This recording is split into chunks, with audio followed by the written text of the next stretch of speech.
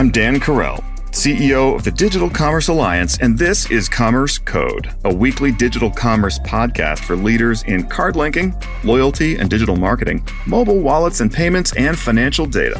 Thanks for joining this running conversation with leaders in the industry. And if this podcast is helpful to you, come join us at the Digital Commerce Alliance. You can learn more at www.digcomall.org.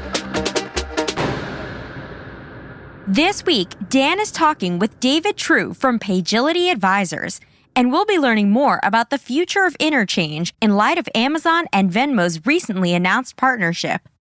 Before we get to that interview, we'll dig into 3 of the big stories in digital commerce from the last week. Walmart made 6,000 drone deliveries in 2022. Canada added more than 10,000 jobs in November of last year. Beer sales are down as consumers bulk at higher prices. All that's ahead, and of course, the main event, where you'll learn more from David True about what the Amazon-Venmo partnership has in store. Commerce Code is brought to you in part by VantageScore. 9 of the top 10 banks and over 3,000 leading banks and fintechs use VantageScore to predict and manage repayment risk. Learn more about the latest advances in credit scoring and how to grow your lending business by leveraging financial inclusion at VantageScore.com. Walmart made 6,000 drone deliveries in 2022. The deliveries were made from 36 U.S. stores in 7 states. Walmart beat out Amazon in numbers of drone drop-offs made last year. While Walmart anticipated using drones for emergency items, in reality, they were used to deliver convenience goods. Case in point, Hamburger Helper was a top-selling item at one of the drone hubs, according to a payments report. Canada added more than 10,000 jobs in November of 2022, pushing the jobless rate down to 5.1%. What were the industries adding jobs? Finance, insurance, real estate, and manufacturing, among others, according to the Financial Post. Wages were up too, at a 5.6% annual rate. That's a step in the right direction, but they're still not keeping pace with inflation. Demand for beer fell late last year in response to increasing prices.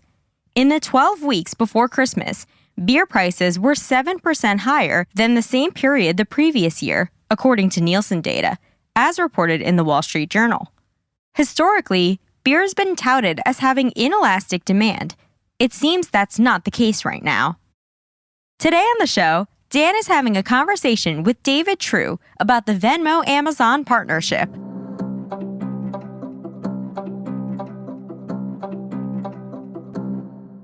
David, thank you so much for joining us on this episode of Commerce Code. We're sitting here in the middle of the holiday season, and I'll just start with, I assume that wherever you are layered in snow, but where are you joining us from today? Actually, New York City. So it's been cold, but we are fortunate that we don't have any snow right now.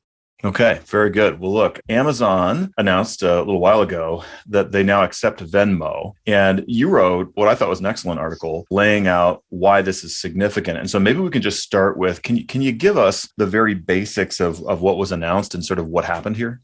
Well, the basics were that Amazon will now accept as a payment method Venmo. And that's a significant change because Venmo is a PayPal product and it's driven by a lot of account-to-account transfer where you connect your bank account. And so this is the first connect your bank account to make the payment rather than going through the credit card rails. And this is the first time that a major retailer has been accepting Venmo, which has been an objective of PayPal since they bought Venmo to try to get it accepted in more retailers rather than just being used as a P2P payment. And it also serves to meet an objective of Amazon, which is to reduce their cost of payment. So all this is significant. But of course, the significance of it is that this change is happening with this enormous retailer. And that has reach that wouldn't happen if a one-off or a smaller retailer were to make this change. So in practice, how does the consumer experience this? So if I'm going into Amazon, I want to pay with Venmo, what do I do to sort of make that happen? Well, anybody who's used an online commerce website, and pretty big, I'm sure everyone listening to this has, at some point you have to connect a payment vehicle, which has generally been a credit or a debit card. So in this case, what happens, and I just went through it an hour or so ago, is you go onto the Amazon site, and I actually Googled Amazon and Venmo, but I didn't go in just blind. But a pop-up comes up, and it allows you to connect your Venmo account as an authorized payment method just as you would a credit card account. So you essentially go through the same steps you would, or similar steps that you do to connect any payment vehicle. So it's really going through a process that everyone's familiar with who is using credit card payments online, but it's done in a fairly slick way because it's connected through PayPal, so you don't need to key in any information. You just do your authorization code that you would if you were using a PayPal payment. The natural next question is, what's the scenario where the consumer says, hey, I want to do this? I mean, I'm assuming that it is not known or not publicly known sort of how much uptake there's been. Amazon or Venmo or whatever haven't talked about it. Perhaps if they have, you can tell me. But what's the scenario where a consumer benefits and comes in and says, hey, I want to do this? Well, one thing that you always think about in any kind of consumer-facing business is you want to meet the consumer where they are and allow them to pay the way they want to pay. And over the last 10 years, P2P payments, and Venmo is one of the leading payers with Cash App and a couple others in person-to-person payments, has become very, very popular. So this is simply saying there's a way that people like to move money for other methods, and now they were able to do that for paying on Amazon. So depending on how heavily it's promoted, I expect we'll see the uptake vary. As with anything, you have to make it known to people. As I mentioned a moment ago, the enrollment is quite simple, but fundamentally it just says you want to make it as easy for the consumer to pay in whatever way that consumer wants to pay. And that's really a raison d'etre for any kind of retailer, is they don't want the payment at the end to be something that could end up in losing a transaction. The easier it is and the more familiar methods you have for a consumer to pay, the better off, the happier the retailer is. Amazon, I think personally, is the master of making things easy. And so perhaps they moved on this as just a continuation of that theme and maybe a generational continuation, if you will. In other words, maybe people that are a little old like me wouldn't naturally think, oh gosh, I wish I could use Venmo. But it might be more common among folk, my children probably, I should just ask them to think like, hey, it would be better if I could just have this all happening on Venmo maybe. I think it's absolutely correct. It's a generational change. Just as over the last few years, debit cards have become more prominent than credit cards as a way to pay. And so you see debit card acceptance, much wider than it was, 10, 15 years ago. This is in the same ilk, is that you're seeing the change in the way people behave and the way they behave in payments, and you're allowing it to be used in different contexts. But there's an economic consideration here for Amazon in that any payment that Amazon accepts has a cost to Amazon. And accepting Venmo as a method of payment costs Amazon somewhat less. So there is an economic driver to make this happen. The consumer-facing part of it is always more important than the economic benefit. So even if it's cheaper for you to accept a payment method, if the consumers find it awkward to use, a retailer is not going to light that up. But in the case of this, it's something that consumers are familiar with and an added benefit. So it may increase the conclusion of sales, the shopping carts that are actually purchased. One of the big fears that retailers have is something called shopping cart abandonment, when someone gets to the point of buying and decide not to make the transaction. So this can alleviate that, which benefits the merchant from greater completion rate. But the added benefit is that it costs less for Amazon to accept payments with Venmo. And in a very low margin business like Amazon runs, every tiny piece of cost reduction is very important. Absolutely. And getting people to make it easy to just buy the thing you want to buy is key. I will say I'm doing this in real time, as you can tell. And so I opened up my Venmo app on my phone, and I am old, as previously mentioned, and so therefore don't use it on a daily basis. And I have a Venmo balance, $170.92. And I think, where on earth did that come from? You know where it came from? My daughter was paying me because she's 20. And so she's paying me for stuff that she owed me for, apparently, and being conscientious and such. And I had never even looked and noticed that this had been going on. So I guess case in point, there is a bit of a generational thing. And I think that that's how she just does stuff financially. And that's also a benefit to companies who run wallets of this nature, is that when people don't realize they have a balance, that's a funding benefit. Multiply that $100 or $100 or whatever by many, many fold for the usage of it, and it gives a funding benefit and increasingly an interest rate benefit to the company that owns the wallet.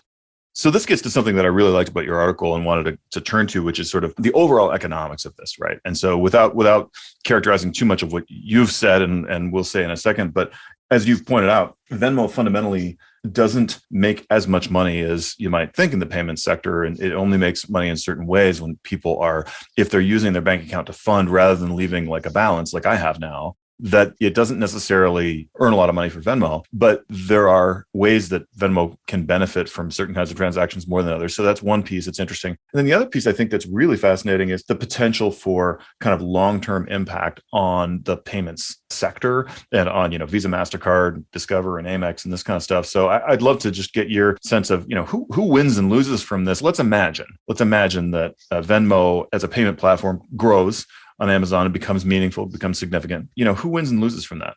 Well, certainly, let's take the case of Venmo. Now, this could apply to anybody who's using a app similar to Venmo, of which there are a few. But let's take this particular case. First of all, PayPal wins because now PayPal has a different revenue stream for one of their products that they didn't have before. When Venmo is used simply to pay person to person, if your daughter's paying you, it's a money loser for PayPal. But if a merchant is accepting it, then they charge the merchant something. So one winner, to the extent that Venmo is used more broadly to pay merchants, PayPal makes revenue that they weren't making before. So they're a winner. Amazon, as I mentioned a moment ago, is also a winner in the two ways that I touched on. One, if it increases the completion of transactions, and two, because Venmo will cost them less. So those are the main winners in this. Tangential to that is any merchant who would like to decrease their cost of payment, increase throughput or increase the completion rate, they are now feel more enabled to put Venmo on their site since Amazon has done so. Given that Amazon carries such weight, they're getting people accustomed to using Venmo to paying. So that makes it less of a risk for another merchant to put a new payment method such as Venmo on their website. So they win.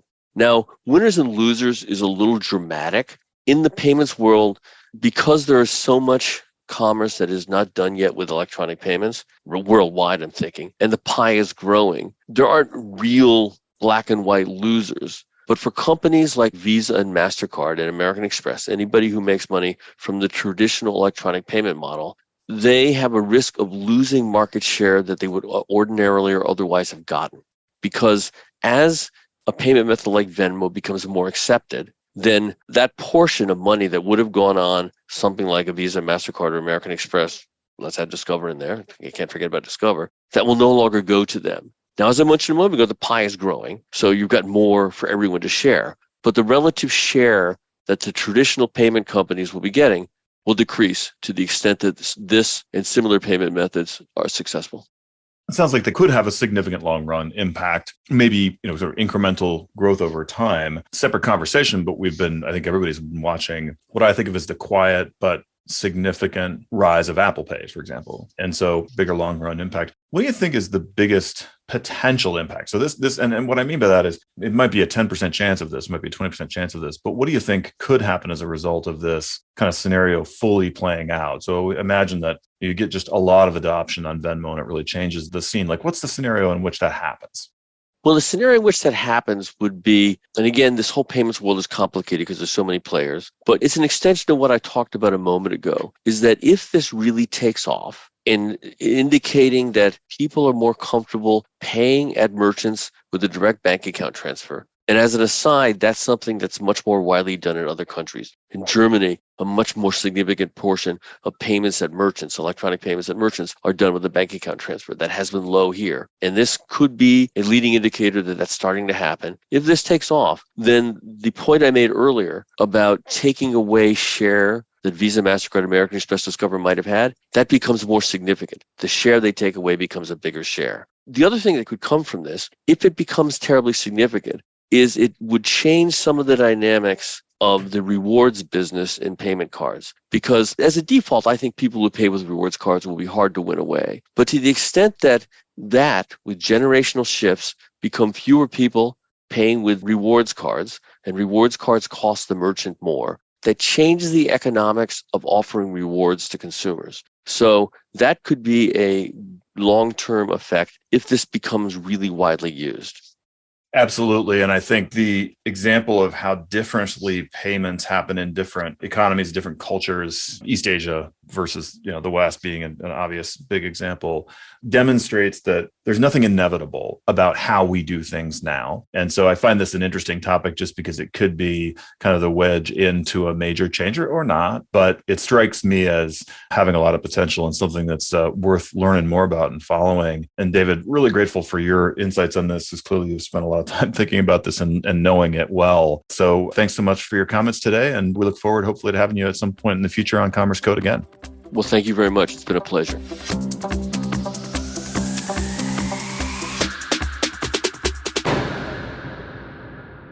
I have a saying, people talk about what's important and they do what's easy. If you are a regular listener to Commerce Code, you may have heard me say that before. Well, as 2023 dawns, DCA members are talking about lots of things. Big plans, exciting innovations, the next big DCA meeting, which is in April in San Francisco. More to come on that.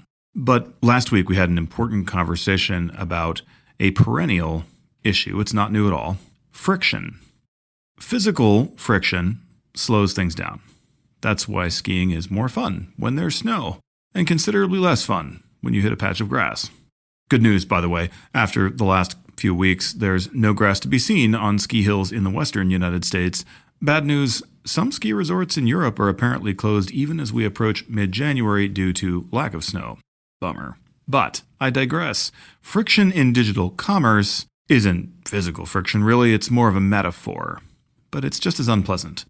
The dream is frictionless digital loyalty and rewards programming and frictionless transacting in general. Merchant systems that know who the customer is. They know the customer's status with a program or a merchant. They know the customer's preferences. And those factors are taken into account automatically in every transaction. That's the dream. I had an example of a relatively low friction transaction recently. I was going into the Turkish Airlines lounge at Washington Dulles before taking a domestic Delta Airlines flight. The setup there, right there alone, isn't a recipe for total success. I walked in wondering how this would go, but I showed them my priority pass from my digital wallet. That went beep. I showed them my Delta boarding pass. That went beep. And I walked in. That was pretty low friction. At least in theory, it could have been one step easier if the system simply knew me better. So perhaps one beep of my priority pass tells them that I am who I am and maybe also that I'm flying that day. Or one beep of my boarding pass and I get in. It could also be, on reflection, that I kind of had to be flying somewhere that day because I got through TSA somehow. Anyway, friction losses are real. Car engines have a lot of friction, and they're about 50% efficient. That is, about half the energy a car consumes is converted into forward motion. Bicycles are around 98% efficient because their, quote, engines, their pedals, chain, cogs, bearings, have so little friction. And they have so little friction because they have so few parts compared to a car engine and so little heat that's generated and not turned into forward motion.